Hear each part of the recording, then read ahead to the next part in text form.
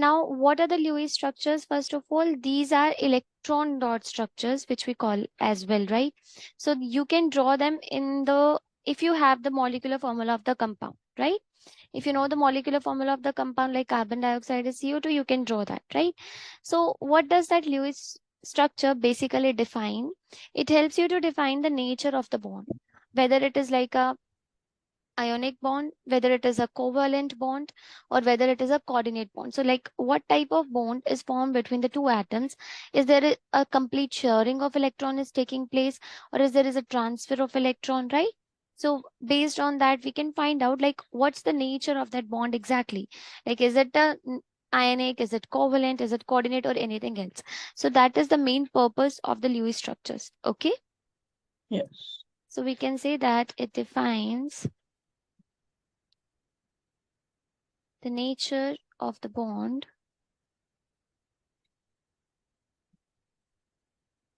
and also the position of the atoms, like where we have to place which atom, and position of the atoms of molecule which are connected in that molecule.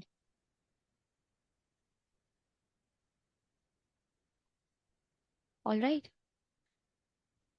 So Lewis dot structure, this is also called as electron dot structure because they will describe the chemical bonding between the atoms. Okay. So if you Yes. call about this Lewis dot structures, so Lewis dot structures, they are also called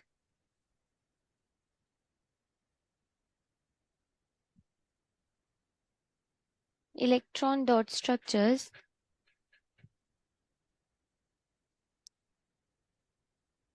Why they are being called electron dot structure? Because this will help us to find out the chemical bonding, right?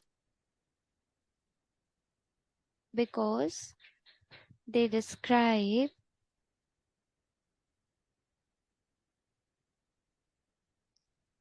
chemical bonding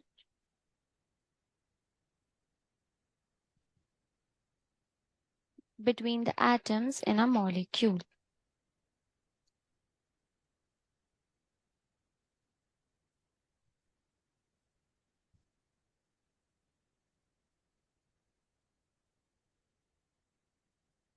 Okay, that what kind of bonding is there between the atoms. So basically in your books you will find it out as they are being written as electron dot structures, right?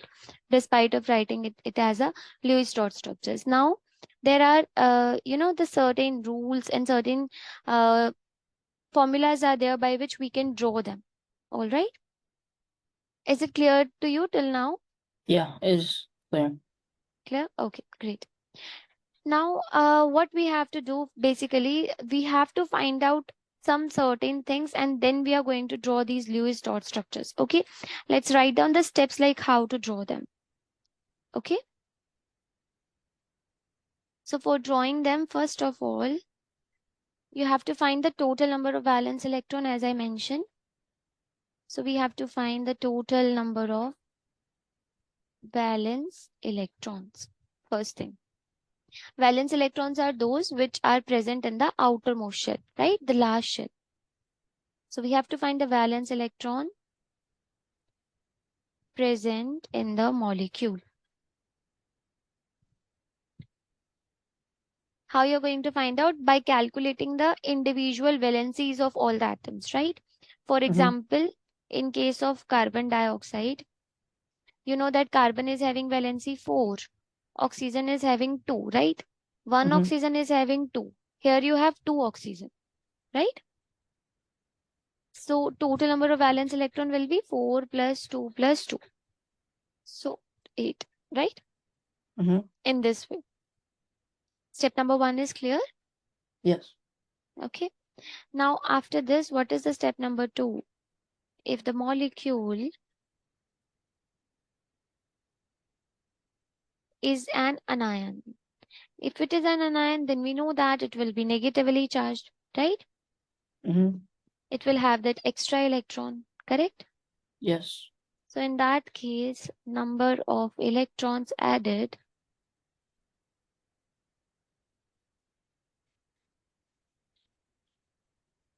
This is equal to the magnitude of negative charge.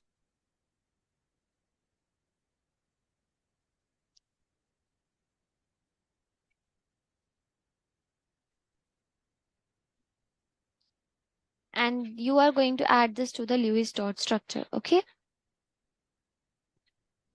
And when it is cationic, then you have to like subtract it because it will be having positive charge. So when cationic,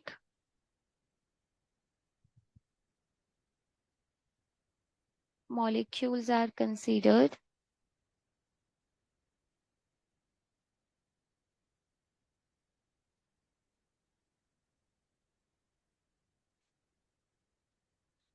electrons are subtracted from the total count.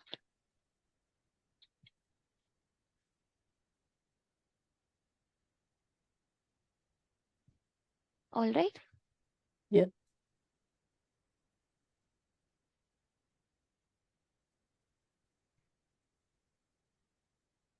Is it clear? Yes. You're done with writing as well? Yeah. Okay. So what we have learned, like if an anion is there, we will add up an electron. If a cation is there, we will subtract it. Like because negative charge means you have added it something. Like if it will become CO3 2 negative, then how many valence electron will be there? How will you find it out?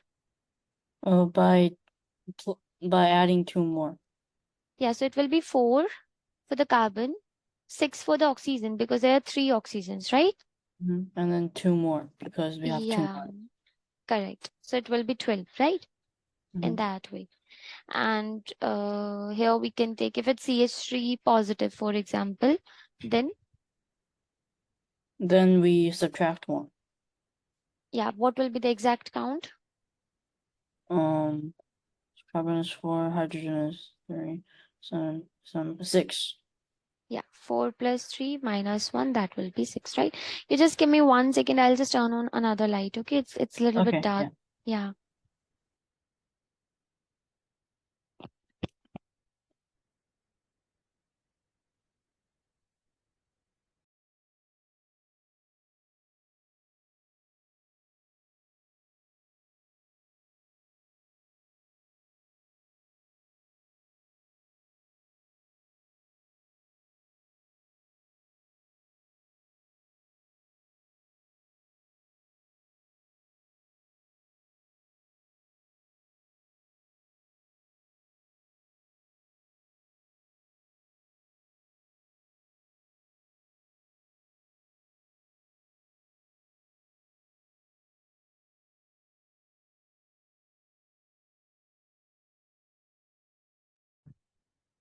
Yes. Yeah. Sorry for the inconvenience. Yeah. So now, till now it's clear to you, or do you have like any doubts here till now? No. Okay, let's move ahead then. So after finding out whether it's a cation, whether it's an anion, or what are the charges on the different compounds, now we are going to move towards our next step, right? Yeah. So what we have to do, the next one, you have to now count out the lone pair. And what are, like, see, we have the atoms which are connected to the other atom with the single bonds, and then there are double and triple bonds also.